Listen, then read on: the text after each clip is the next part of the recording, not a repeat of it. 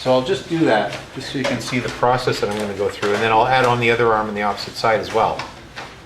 So the other arm would go out like this, and then it would actually curve this way to mirror, because I want to do a mirror image. Now here's the tricky thing is, if you're going to do something like this, where you've got a three-dimensional drawing, and you can see that in the image that I have here, the way I've drawn the character's head, and this gets into a little bit of character design stuff and three-dimensional drawing, is that you'll notice that I've rotated the character's head just slightly. So it's not a pure straight-on profile. I find that a lot of first-year students, when they're drawing their cartoon characters, they tend to do the straight-on side view where you only see one eyeball and it looks like a pure profile. And that tends to take away from the three-dimensional look of the character.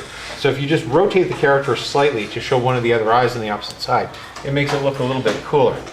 But here's where we also have to consider perspective into the whole scenario. And perspective isn't a word that we use an awful lot in animation, because you normally would attach it to your layout, where you're having to draw three-dimensional environments and finding vanishing points and all that stuff. Well, the nasty thing about animation is that making a character move, when I say animation, I'm talking about the process that we're going through, is that in most cases you're going to have to marry your character, your animation of your character, to an actual background. Somebody is going to have created a background layout that says, here's the environment that the character is in. And from that point of view, they will have chosen where the horizon line is within the scene, which is the audience's eye level. And then based on that, they will have created a perspective environment, saying there's either 1 point or 2 point perspective taking place in this. So there will be a ground plane, there will be wall planes, et cetera, that will establish that there is depth to this environment and the point of view. So your character then has to match up to the perspective that's in the background. If the two don't work together, then all of a sudden the character's off kilter and it doesn't look like the character's actually in that environment. So you've got to be very, very careful when you're putting the two things together that you actually match things up. Now, if you roll back in your mind, back to the first class when we did the double ball bounce, well, it wasn't the first class, but the class where we did the double ball bounce. Remember how I was talking how you overlap the two balls? Because I said we were going to place our horizon line roughly about here on the 1/3 mark, because that's traditionally where you put the horizon line within an environment, is in the 1/3. So therefore, that would create a slight down shot of the character. So if we've got a vantage or a horizon line that's right around here, and we've rotated the character from a straight on side view, if it was a straight on side view, we'd have a vanishing point dead center here. But because we're rotating the character into a slight 3/4 view, we're actually introducing a brand new vanishing point that's slightly off to the edge of the paper over here. Okay. So if we establish, for argument's sake, the fact that that's the vanishing point right there, then that means that anything that radiates on this character has to work in perspective. So if I hold my hands like this and they're parallel, okay, if I keep them parallel and I rotate them this way, they're working in perspective. So what it looks like is, it looks like this hand is actually higher than this one, simply because based on where the horizon line is for the camera, which is roughly around here, it makes the appearance that this hand is closer because it's slightly smaller. Okay, that's the rule of perspective. Closer something is to you, the larger it appears. The smaller it is, closer something is, the larger it appears. Further away, the smaller it appears. So therefore, this arm here on the duck is closer to us. This one is further away. So therefore, it has to radiate down to this vanishing point over here. So if this is the tip of this one here, going to the vanishing point over here, that would be the tip of the finger on the opposite side, not up here. Okay. But then we sort of have to play around with it a little bit to say, well, are you actually going to see it? Will you be able to see enough of it? Can we cheat it a little bit? Maybe we should make this one a little bit longer, and maybe this one too about there, just to make it work a little bit better. So you can play around with that type of stuff, whichever way you want to make it work. But there has to be a definite feeling that there is a perspective plane coming down here. Right? Otherwise, if you make the wings on opposite sides the exact same height, so that they're parallel to your horizon line, what you get into is what's called twinning. And you may or may not have heard, anybody heard of that term, twinning? Yeah? No? Nobody's ever heard of it? Okay, twinning means that you don't want your character to have lines on them that flatten them out into a cardboard cutout. So if your character is standing, let's say one hand is here, what you don't want to do is you don't want to have the other hand parallel to it like this on the other side, flat. and flush to the perspective plane. What you want to do is you want to vary it up by putting some dimension to it this way. Now, it doesn't mean that you can't have two things happening simultaneously, because it's like, you know, let's say I was the Hulk, okay, and I go Hulk smash, and I go to smash on the artboard here. I wouldn't go like this. I go, "Argh!" Okay. I wouldn't hit my hands 1, 2 like that. I'd bring them both down at the same time and smash the table together, right? Because it would look goofy if I was going like that. I'd look like a monkey hitting the table like that. So it would take away from the impact of the motion. So you do have to have things that are symmetrical and things that are timed the same and actions that are the same. But what we want to do is we want to bend it so that the perspective says that things are going into the distance, right? So don't confuse the two, okay? There are parallel things that have to happen, but you just don't want it to be flat, and that's where your perspective comes into play, right? So if I now begin to expand on this and start to draw his wings out here, I'll just draw a few feathers flaring out like this.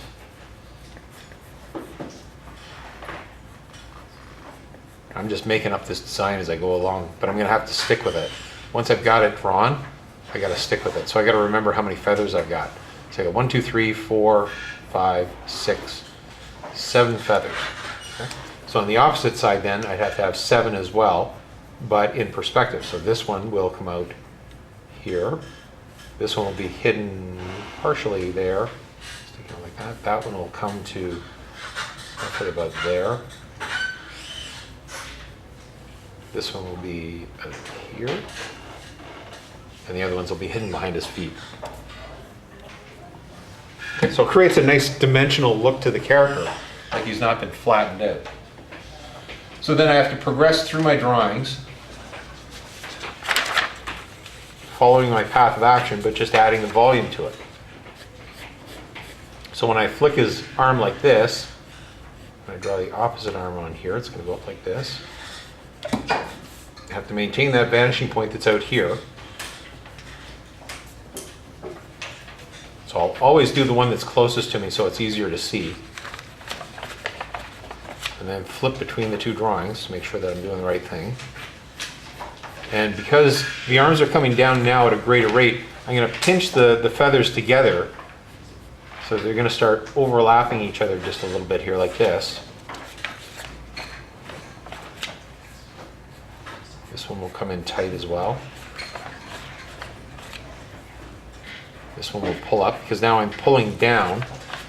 So this feather is this feather right here. The same thing with the next one. It's going to pull up in this direction here. And then there's the little armpit feather there. That again, I'm putting the pull on it in this direction here. Okay? Putting the curvature so it's coming down in this direction like that because it's being pulled.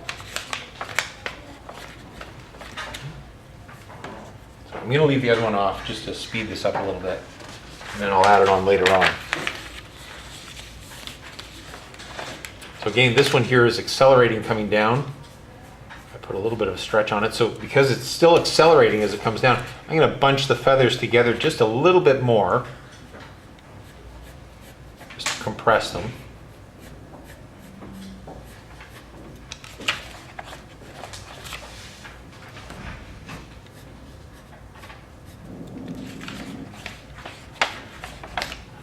See how it creates more of a sense that it's being pulled by doing that.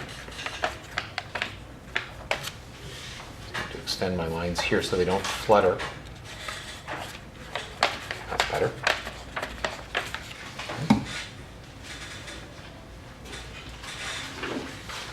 My 7A. Here's where this part is coming down. It's stopped at that point. But I still want my feathers under his armpits to continue to go down. So here's where, again, it's like overlapping on top of the overlapping on top of the overlapping action.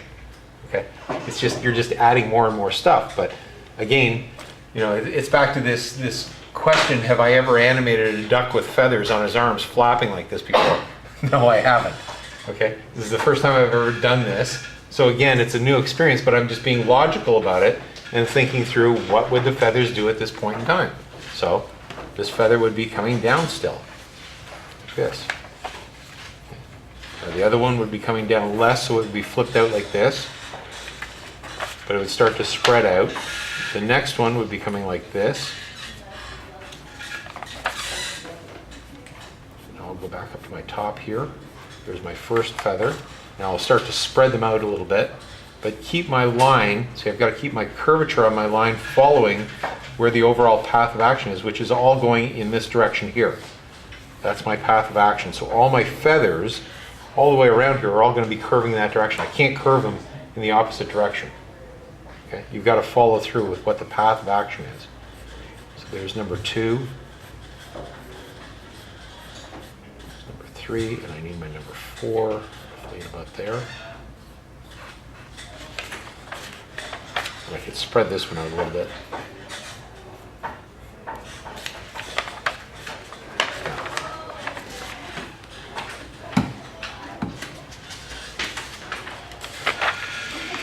Okay, now on 8, here's where again I have to think about the physical aspect of the character. So this is the shoulder, but as he rotates his shoulder over, this now becomes the top of his arm, right here. So the feathers that were underneath his armpit here are now hidden inside here. We might see them, just a little bit of a touch of them there, because this leading edge is now coming down in this direction here. Now what I may want to do, I got to think about this for a second. I think what I'll do is I'll just push this line out here a little bit further. So that's my leading edge on the feather there. And what I'm going to do is I'm going to use this line as the bend point so that I've got perspective taking place here where this part of the wing is going up, but it's away from us. So this is the underside of the feather, like the palm of the feather part of the hand, coming down towards us there. And then what I'll do is I'll take the second feather that's over here and complete its path of action out in this direction here and do the same thing with it, but overlap it a little bit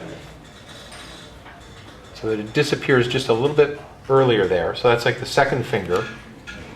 So I now have 2 planes that are coming towards me in this direction here. And I'll add on the third one, just a little bit of it, but pull it back in this direction here. Like that. And then the other feathers will start to hide in behind here. They'll just peek out a little bit. Put that other one right there. So they're flipping to the opposite side now. Okay. So on this drawing here, I would have to do that curvature going through the body. This is another important aspect, is that when you're drawing, you have to consider the 3-dimensional shape of the character. So it's not like I'm going to take this part of the shoulder here and attach it exactly to this edge of the ball here, because then what that does, that wrenches his shoulder from the 3-dimensional shape of his body that's right here. See that the neck fits right on there. If I was to cut his neck off, there would be a hole right there, and that's got to wrap around to the opposite side. So the shoulder that's here is actually attached back here on the other side of that shape, not to the leading edge. So I've got to consider that it's got to come through here and down here instead. And then I've got to look at the perspective. Remember where my vanishing point is over here. So in my perspective, it's got to go up like this, which means that the curvature right here is actually going to be right there on the opposite side. So it's going to be a shorter curve on it. And this now, this is the underside, the palm of the finger. But on the opposite side, it's going to go this way. So the palm's going to be facing away, so I'm actually going to see the back side of the feather there. And I'm just going to cheat this a little bit by taking this down just slightly further. So there's the back side of the feather there, but this is the underside of the feather here. And then I loop this around here to make the second feather, which is then going to pop out here and go in behind that one, and then the next feather, the third one, goes in here, and then it disappears in behind the body. So I'm creating that 3-dimensional feel to it, okay, which adds more dimension. It makes the character look like they're solid. Okay. So that's just a drawing element that you'll get into more when you get into your character design stuff, but we also have to apply it to your animation as well in order to really make it look like, whoa, that character, like if you got a character that's bouncing around like this, they're actually rotating in 3-dimensional space. And that brings up a little pet peeve that I have about today's animation that's on television. Because it's mostly done in Flash, and I hate Flash, I just have this personal loathing for the program of Flash, simply because when it first came out, it was actually called Director. And it was a cool little animation program back then, but then they turned it into Flash and they added some extra stuff, and then it became stupid, and then it became incompatible with other programs, and then they started to solve the problems, but by that time I had given up on it. And then everybody decided that they were going to start using Flash to do their shows. But the problem with Flash is it's glorified cutout animation. That's essentially what it is. You're taking little bits and pieces of the character, like you might take the chest of the character and then draw the pelvis of the character, and you lay the two over top of each other, and they're attached by a rig so that when you move the upper part, you can delay moving the bottom part. So it's shift and trace cutout animation. It's not actually hand-drawn animation. It's just a bunch of little cutout pieces that you're moving around in the computer. And I hate that. So you lose. I mean, there are certain shows that utilize it really well, like The Cat in the Hat. Okay, that's a show that uses it fairly well. But if we go back in time a few years to maybe when you guys were kids, there was Jacob Tutu. You guys remember Jacob Tutu? Okay, that was one of the very first shows that used Flash for an actual show itself, and that was a crappy little show. Because good idea for the show, but they couldn't use Flash the way it should have been used, and so everything looked really clunky and awkward. And so since then they fixed it and made it a little bit better, but I still hate Flash. So there, I said it. Because with 2D animation like the way we're doing it here, hand-drawn stuff, you can just do so much more with it. There's so much flexibility. Like you wouldn't be able to do this piece of animation that we're doing right now in Flash. You simply couldn't. You'd have to redraw everything. And then that defeats the purpose of what Flash is all about. So, okay, so now I'm looping my wing here. Now I'm going to pull the curvature on the wing here in this direction, down this way. Now this is a principle that you guys are going to be dealing with later on that I need you to pay attention to, right? This is more of a seaweed type action thing and a pendulum swing thing that we're going to deal with in a couple of assignments. But basically this goes back to the gymnast with the ribbon on the end of the string, or the pole. Whatever direction you pull something in, it's got to continue in that curvature. So in this instance here, we're pulling it in this direction, so you would think that it would curve this way, but the pull point on the feather itself is the connection point, which is making the feather drag in this direction here. So we get a pulling up drag that goes like this, and then when we reverse it and bring it down, it reverses the curve and comes down in the opposite direction. So that's basically this type of an action here, which is called seaweed, okay, for lack of a better term. But that's something that we have to adhere to whenever we're doing something like this, making sure that things are curved in the proper direction based on the physical attributes of what they have for that character. So now in number 10, here's where I was trying to decide whether I was going to crack the whip on the fingertips, which I will. So I'm going to snap this feather down like that, and then pop this feather out here.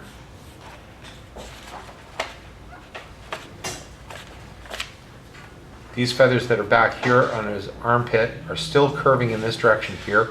And because we're pulling up at maximum velocity here, I'm going to get those very, very tight to his body, or tight to the arm. They're just basically overlapping each other, coming down like this. So I got the one split in the finger here. That's an open space that's right there. So the one feather's coming up this way, the other feather's going in that direction there. Get a nice pull on it.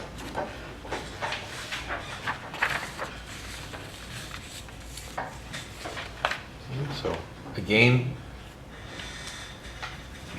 pulling on the feathers here, getting them to overlap, because then I've got to rotate them around again to the point where these feathers, which are leading on the upper part, are going to flip around and go to the bottom part of the arm.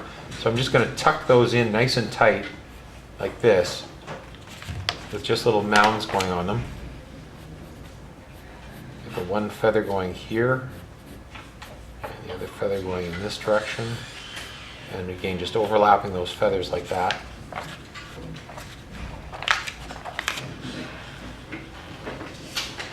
Back up into number 1.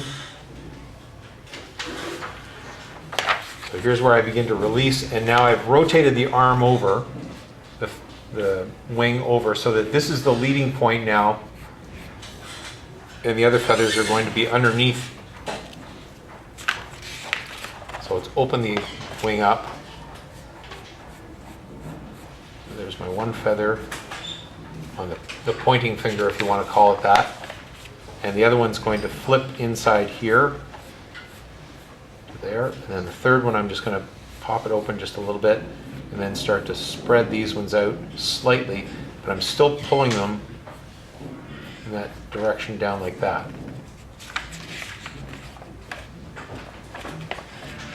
Now if I wanted to, what I could do is I could put a little line right in here, which sort of describes a cross contour, as if this is the part of the wing here, like the bone part that's on the arm, that then goes down and in to that part of the arm there. So it's got a little concave type feel to it, a little umbrella type of a feel.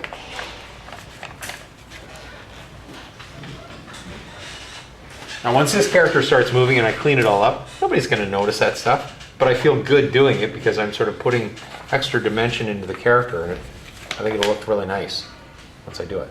So this one here, I'm just going to keep this line here as that crease line that's in there, and just expand the arm up just a little bit further here. So there's the outer edge of the arm. That. And then there's the pointing finger feather, the second finger, the third one. I'm continuing to flare them, but keeping the curvature and the path of action going in this direction here.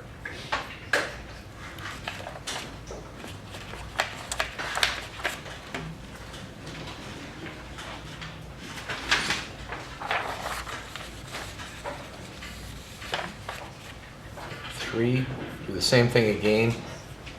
Just expand this up just a little bit. There's my pointing finger feather. And here's where I'm going to start to spread them out just a little bit. There's the second finger, third finger. Get that armpit one there.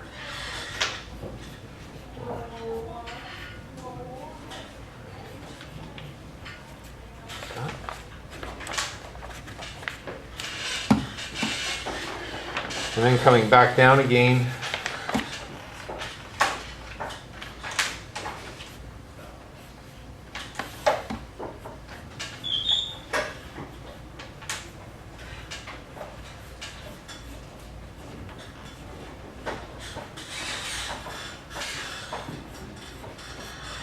Now I'm curving the lines in this direction because they're starting to pull down.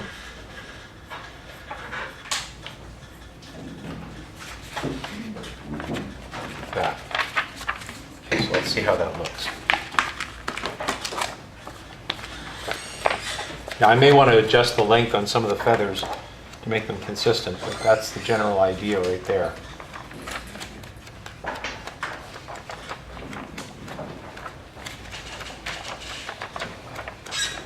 It just adds a nice secondary action to the whole thing. Works pretty good. I can see how it links together just by shifting the stack over. So we'll now see how the connection point at the top there works. Right there. That's nice. If I do say so myself. That's coming down nicely there. I think that's going to work really well. Okay. So I just have to do the opposite side, then I'll clean the whole thing up again. And probably what I'll do, just have some fun with it, is I'll color it in Photoshop and then shoot a final pencil test. I don't think I have any backgrounds that I can put the character on, so I might generate it. I'm not going to guarantee it, but I might generate a background behind the character. And then put a pan on it. Make the background pan so it looks like he's bouncing on the ground. The camera's following him as he goes along. We'll see. Depends on how energetic I get over the next couple of days. All right? So for you guys, what I want you to do is simply do the single line tail as a bare minimum. Okay, whether you attach it to the second ball, the top ball, or to the primary ball at the bottom, I'll leave it completely up to you. If you want to put two on, one on either side, do it. If you want to give it volume, go ahead and do it. Have some fun with it. Create a different type of a tail. I'll leave that completely up to you. But as a bare minimum, I just want to see that overlapping action, that it's following the path, that it's not curving or twisting. Never bend the tip, okay? So the tip always has to follow through the path of action. That's the number one mistake that people will make on this assignment. So I just want to make it very clear for you guys that if you do it, okay, it's not going to work. You can't have the tip doing this at any point in time as it drops down, or when it goes back up. The tip cannot lead. Okay, it's just got to follow. So when it flips and it comes back down, it goes back up like this. You can't make the tip curl or flip up in this direction on the way back up either. Right? It's just following the path of action all the way through. Okay, and essentially, it's probably going to form a figure 8 to a certain extent. Okay, or a 6 possibly with a tight curve at the top. All right. So just be very, very careful of that.